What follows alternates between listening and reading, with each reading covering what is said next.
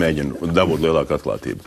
Jūs rakstījāt premjerei un ministriem, ka ir bijuši draudi noņemt padomas locekļus no satiksmes ministrijas puses, ja jūs nepieņemsiet tādus lēmumus, kā jums tiek norādīts. To jūs rakstījāt. Nu, nenoliedziet, lūdzu, vismaz to.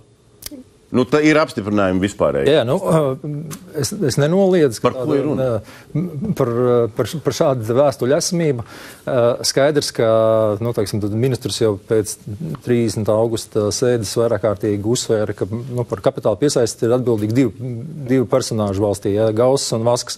Skaidrs, ka, protams, šī atbildība ir liela, un es no viņas, neatsakos. Ja? Un skaidrs, ka pēc šādiem te paziņojumiem tu, nu, teiksim, diezgan daudz lietas tu uztver sāsināti. Ja? Nu, tad tu arī mēģini, nu, teiksim, tos plānus un to uzņēmumu attīstību un to stratēģiju arī virzīt attiecīgi, lai tu, nu, teiksim, šo atbildību pierādītu, ja? Nu, ko no tevis sagaida. Kas draudēja, kam par ko?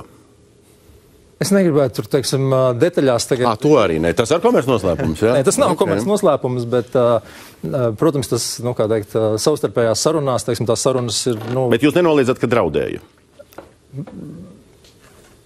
Protams, jautājums, kas ir definīcija draudiem, jā, bet... Nu, tas ir vārds, ko jūs lietojāt, ne es. Es nevaru to noliegt. Paldies!